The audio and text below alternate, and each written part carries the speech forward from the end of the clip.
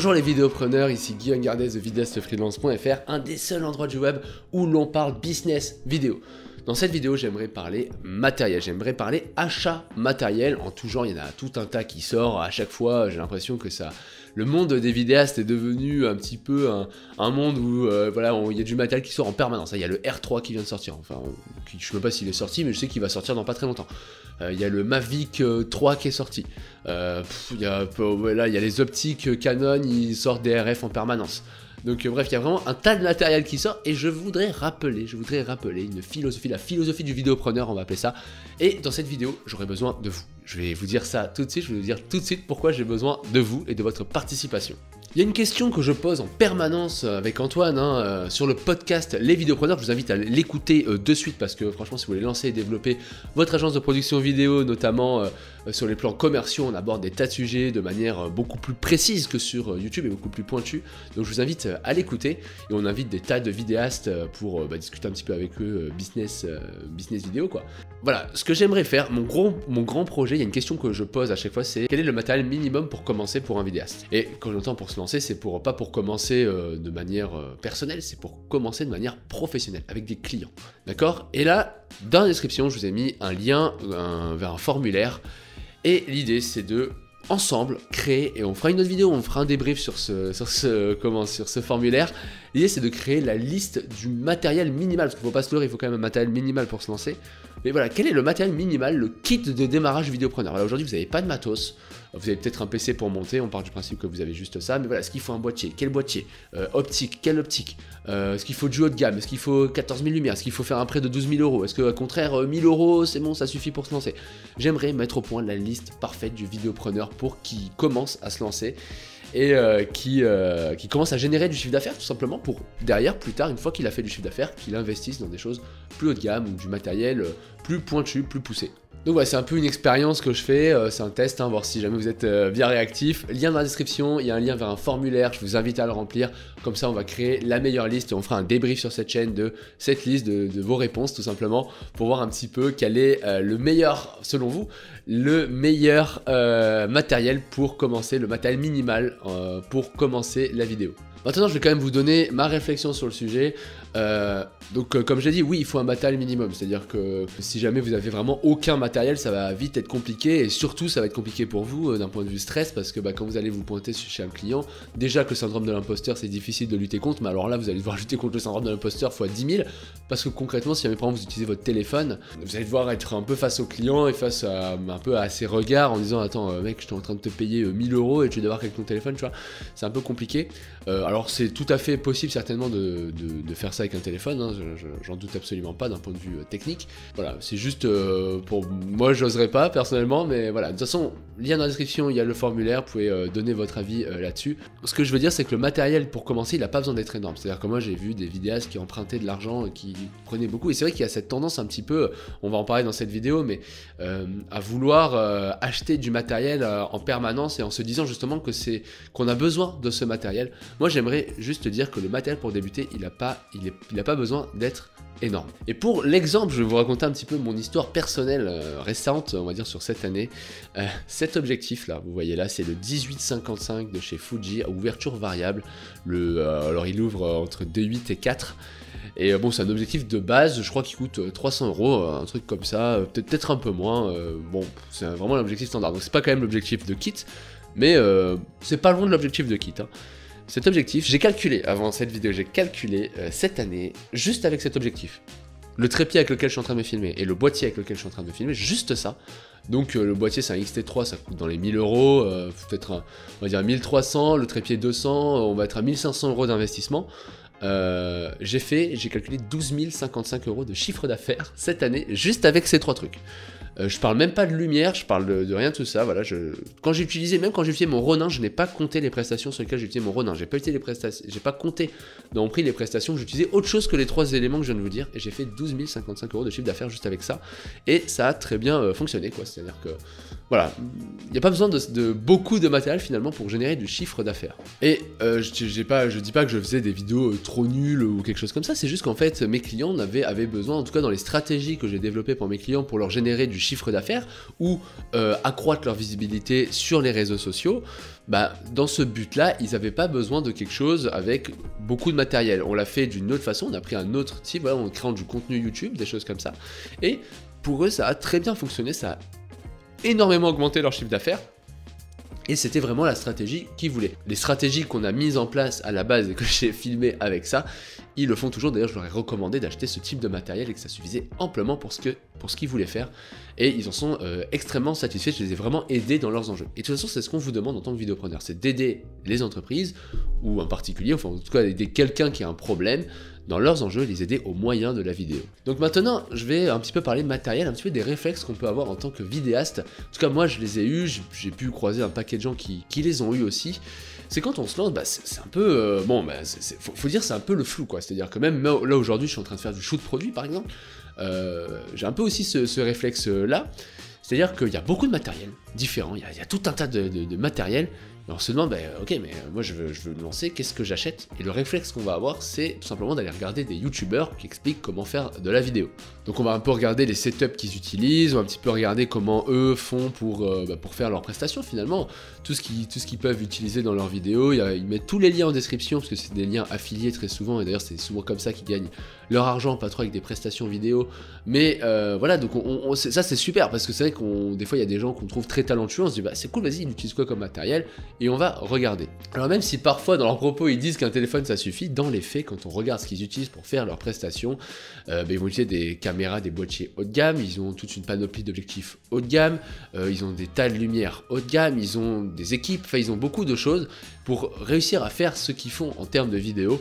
Dans les faits, effectivement, c'est impossible si vous n'avez pas leur matériel, parce que ça va être plus difficile pour vous, enfin ça va même être impossible, c'est-à-dire que quand vous voyez les gros shoots produits, ou même les vidéos de Parker Walbeck ou des vidéos comme ça, automatiquement, c'est difficile de reproduire ce qu'ils font si jamais vous n'avez pas tout le matériel qu'ils ont, quoi. Et forcément, si jamais on souhaite se lancer, on souhaite acheter tout ce matériel en se disant ok, je vais acheter tout ça et puis je vais me lancer, ça coûte extrêmement cher. On va être à plus de 10, 15 000 euros peut-être d'investissement. Enfin, j'ai un chiffre que je donne à la volée, mais quand on regarde un boîtier haut de gamme, toutes les optiques et tout, ça chiffre assez rapidement. Et si on rajoute les lumières, les sliders, voilà, vous rajoutez, je sais pas moi, une lumière, une 800 watts, quelque chose comme ça, les light dome d'aperture, tout ça, ça chiffre extrêmement vite. Je pense qu'on arrive vite à 10, 15 000 euros d'investissement.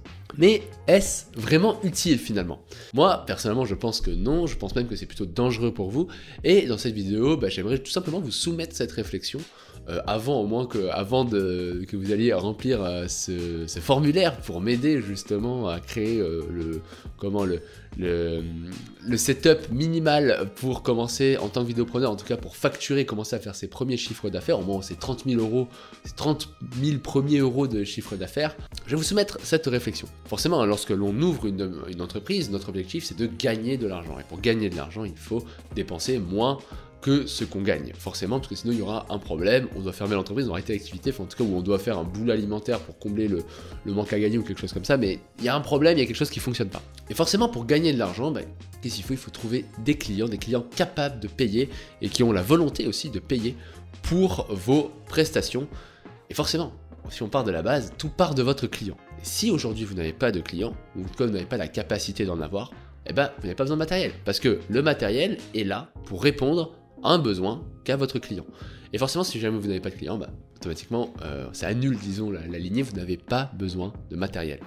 Alors, effectivement, dans les faits, il y a quand même besoin d'un matériel minimum, c'est-à-dire que vous ne pouvez pas vraiment rien avoir et essayer de trouver des clients. Enfin, c'est possible dans les faits, et c'est peut-être la meilleure façon de faire, mais ça va être une source de stress énorme, parce que si jamais il y a un client qui vous dit « Ok, je suis d'accord pour passer avec vous, pour travailler avec vous, mais voilà, le tournage, il est dans 2 jours », dans 2 jours vous n'aurez pas votre matériel, ou vous pouvez pas faire un énorme chèque comme ça dans une boutique. Peut-être ça peut être une énorme source de stress, mais il y a besoin d'un matériel qui est minimum, c'est-à-dire juste le minimum pour faire une prestation professionnelle. Et là j'aimerais répondre aussi à des gens qui disent par exemple qu'ils veulent faire des shoots produits, ils veulent faire tout un tas de trucs, et effectivement ils ont raison de vouloir se lancer là-dedans, mais ils n'ont pas le matériel. Ils veulent refaire, on va dire, les vidéos de Parker Walbeck, et ils disent mais moi je ne peux pas le faire sans mon matériel, et du coup voilà, ça va être pas bon pour mon image, tout ça. Et quelque part j'aimerais soumettre une autre réflexion. C'est la vidéo des réflexions. En fait, c'est quelque chose qui m'a été donné par un professeur que j'ai eu en économie il y a longtemps, quand je faisais des études et tout, ça commence à remonter tout ça. Et en fait, vous connaissez ces élèves, je pense que vous les avez tous vus hein, au lycée, on les a vus au lycée, dans les études supérieures, enfin bref, ils sont de partout, ces élèves, qui disent à chaque fois qu'il y a une évaluation, ah ouais, mais il n'y a pas assez de temps. Voilà, il n'y a pas assez de temps. Et moi, en fait, le premier professeur qui a répondu de manière pertinente à ça, il était dans mes études supérieures, et il a regardé cet élève et il a dit, écoutez, le temps fait partie de l'épreuve. Et je trouvais ça tellement fort, que là je vous le partage déjà en vidéo, vous sentez dans ma voix que c'était fort. Et quelque part, ce que j'ai envie de dire aux vidéastes qui font la course au matériel, qui est une course quelque part infinie, parce que vous voyez, il y a du matériel qui sort en permanence, et tous ces créateurs, ils sont là en train de vous vendre à chaque fois le dernier matériel, ouais génial, trop bien, trop cool, faut l'acheter, ça remplace, c'est trop nul, moi j'utilise que ça maintenant. Quelque part, commencer avec du matériel minimal et se débrouiller pour faire des prestations professionnelles, et ça fait partie de l'épreuve. Ça fait partie de votre ascension. Plus tard, quand vous générez plein de chiffres d'affaires, achetez tout le matériel que vous voulez si vous en avez envie, puisque vous en aurez les moyens, et vous aurez surtout un business model prouvé qui fonctionne. Mais au début, je pense qu'un boîtier, ce type d'objectif-là, un trépied, voilà, peut-être une petite lumière, pourquoi pas, un truc pour faire du son, le Smart Lav à 40 € en micro-cravate, voilà. C'est suffisant, il faut vraiment penser un peu en radin, si je peux dire ça, mais essayer de se dire, ok, il me faut le matériel minimum, il me faut quelque chose d'assez pro pour être bien vu sur les tournages, mais qui ne soit pas un gros investissement, qui ne soit pas un gros ticket, on va dire, je peux facilement me retourner. Il faut peut-être aussi viser la polyvalence pour pouvoir faire un peu tout type de prestations.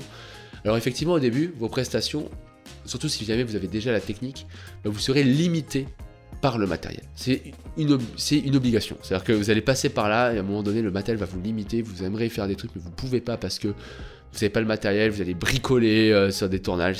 Voilà, mais ça fait partie de l'épreuve. Voilà, mais l'idée générale, alors attention, hein, je parle bien pour les vidéopreneurs, c'est-à-dire que si jamais vous avez comme projet de créer une société qui vend de la vidéo, des solutions vidéo à des clients nécessiteux de ces solutions.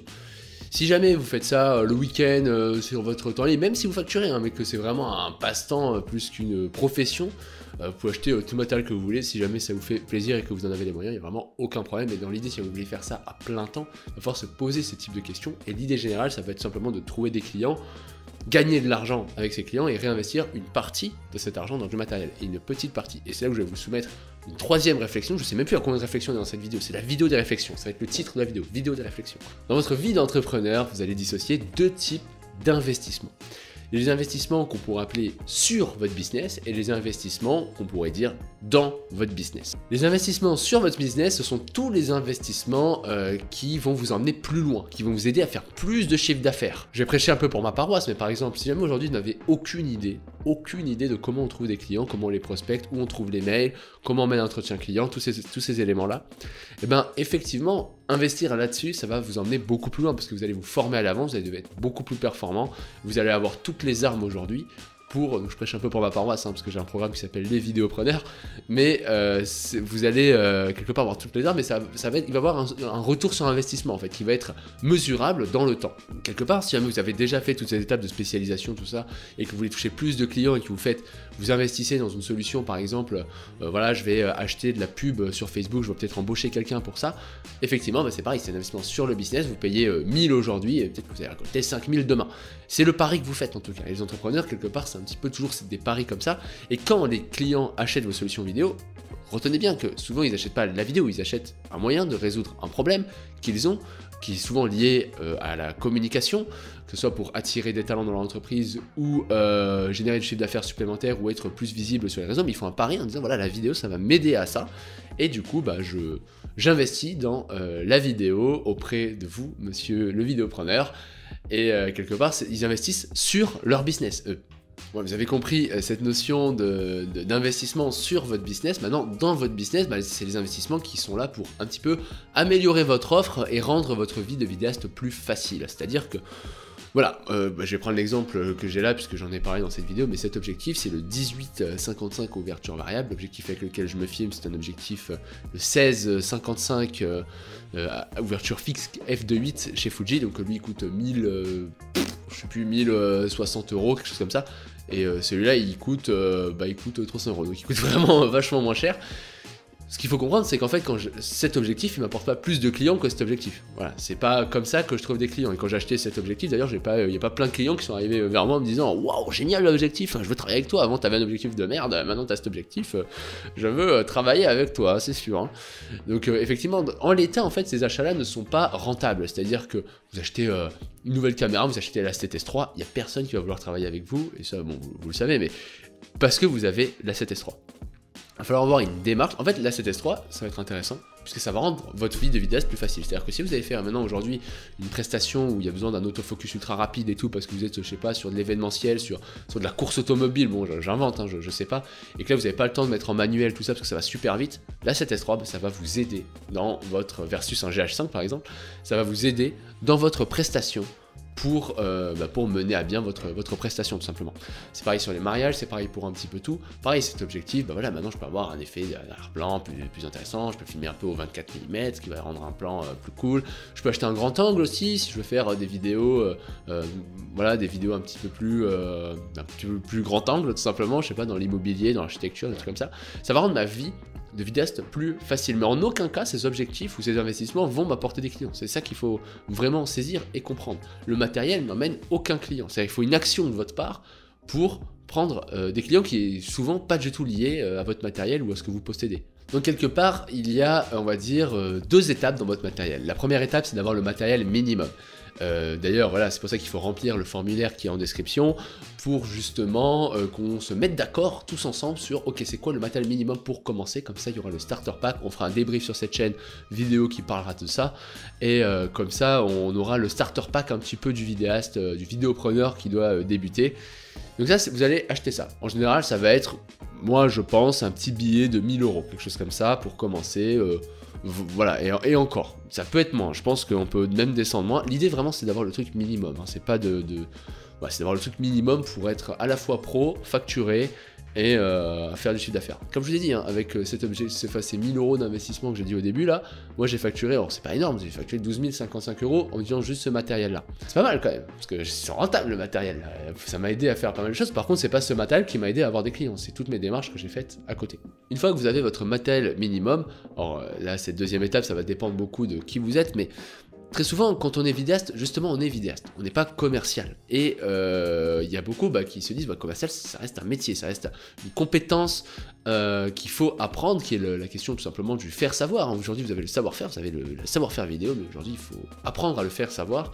Et je trouve que la meilleure solution, c'est d'investir sur son business, sur un moyen, un investissement en fait qui est soumis à retour sur investissement pour apprendre tout simplement à vendre dans la vidéo. Donc nous, on a notre programme Les Vidéopreneurs avec Antoine, qui est un programme qui justement vous aide à lancer et développer votre agence de création vidéo et sur tous les plans commerciaux. C'est-à-dire qu'on enseigne la spécialisation, le positionnement, prospection par mail, la gestion des outils commerciaux, que ce soit l'automatisation de la prospection, des trucs comme ça, comment on gère un entretien client, quelle méthodologie, quelle trame vous pouvez avoir finalement dans les entretiens clients pour maîtriser sa rencontre, tout ça. Voilà, nous on a ce programme-là. Je trouve que je prêche pour ma paroisse à fond là, et je suis d'accord, mais je trouve quand même que c'est un excellent investissement pour commencer justement à générer le chiffre d'affaires. Une fois qu'on a un business qui tourne, voilà, on a des clients réguliers, on a compris tout ça, on sait comment aller trouver de nouveaux clients, c'est une question de temps finalement. On a une ascension qui est comme ça, on monte. Après ça, effectivement, on peut investir dans du matériel pour rendre sa vie de vidéaste plus facile, se faire plaisir aussi, parce qu'on reste des créatifs, on reste des vidéastes. Voilà, moi aussi, je peux être un gros acheteur compulsif parce que je vois un truc qui me plaît et je me dis, bon, ça c'est génial. Même des trucs qui parfois, je vais même pas les utiliser dans mes prestations pro, c'est juste des trucs perso où j'ai envie d'avoir ça pour m'éclater, prendre du bon temps, voilà. Parce qu'aujourd'hui, moi, j'ai un business qui tourne, qui marche bien, dans le sens où j'ai des clients réguliers, fidèles, avec qui je travaille régulièrement, que j'aide au quotidien dans leurs enjeux, et ça me permet d'avoir une certaine stabilité dans mon chiffre d'affaires, donc quelque part c'est une sorte de salaire, si on peut appeler ça, et je peux réinvestir une partie de cet argent, bien entendu, dans du matériel pour rendre ma vie de vidéaste plus facile. Voilà, donc en gros, c'est un petit peu les différentes étapes, je trouve, de l'investissement du vidéopreneur. Et là, si entre nous on parle un petit peu plus comptabilité, en général, tout ce qui va être investissement matériel, c'est, alors le terme comptable, je sais plus, c'est de l'immobilisation, parce qu'en fait on sort de l'argent et quelque part, ça a toujours une valeur, hein, c'est en argent, ça coûte, je sais pas combien d'occasion, mais ça a une valeur qui est attitrée. Le problème de ce type de matériel, c'est que la valeur elle décroît extrêmement vite. Et c'est de l'argent qui n'est pas utilisable en l'état. Donc il faut le revendre et compagnie, ça s'appelle une immobilisation. Et dans les entreprises, normalement, on cherche à éviter ce type d'investissement. Tout simplement parce que c'est pas... là, typiquement, le matériel comme ça, c'est vraiment pas rentable dans le sens où la valeur, à peine à peine on ouvre le carton déjà, ça vaut déjà beaucoup moins. Et en plus, avec toutes ces innovations qu'il peut y avoir, alors là, c'est un objectif, donc c'est peut-être un peu différent, peut-être que la valeur décroît beaucoup moins vite. Mais voilà, quand on regarde, par exemple, les drones... moi on avait acheté à l'époque, je me rappelle, le Mavic Pro 1 à, je sais plus, ça coûtait une blindasse pas possible. Aujourd'hui, le Mavic Pro 1, je pense qu'il coûte plus rien parce qu'ils ont sorti des technologies qui sont tellement grandes que forcément les anciennes technologies en prennent un énorme coup. Donc en fait, le matériel décroît extrêmement vite et c'est pas forcément d'un point de vue comptable, je vais dire là, des bons investissements parce que ça crée une immobilisation de votre argent qui n'est pas utilisable en l'état. Vous pouvez pas investir ça fait investir, il faut vendre le drone puis réinvestir. Et surtout, vous achetez 1000 et en fait, quand vous allez reprendre votre argent, c'est pas 1000 que vous allez prendre, c'est beaucoup moins. Et ça, c'est niveau comptable, c'est pas super top. Donc voilà, quelque part, quand vous investissez du matériel, vous perdez de l'argent, parce que c'est de l'argent que vous ne pouvez pas reprendre, en tout cas pas en totalité. C'était la petite vidéo réflexion sur le matériel. Dans la description, j'ai mis le lien vers ce formulaire. Donc je vous demande de le remplir, s'il vous plaît. Plus il y a de participants, je ne sais pas combien il pourrait y en avoir, mais plus il y a de participants, mieux ce sera, dans le sens où on pourra mettre au point justement la liste, la liste créée par la communauté des vidéopreneurs pour justement créer le matériel parfait, le starter pack du matériel. Et sur cette chaîne, je m'y engage personnellement, on refera une vidéo où l'on parlera on reprendra un peu les chiffres et tous les niveaux statiques, donc ce sera anonyme, mais l'idée c'est juste de reprendre les stats et ce que vous avez répondu pour mettre un petit peu le starter pack du vidéopreneur lorsqu'il débute en termes de matériel. Merci de m'avoir écouté jusque là. Dans la description aussi, je vous mets en lien des documents, des tas de documents qui vous aideront à lancer et développer votre agence de création vidéo. Il y a un générateur de prix, il y a comment on répond à une objection, et vous allez recevoir par mail des petits tips, des éléments qui vous aideront d'un point de vue commercial justement à développer votre agence de production vidéo. Sur ce, moi, je vous laisse là. Je vous dis à bientôt les vidéopreneurs et bon courage dans vos projets.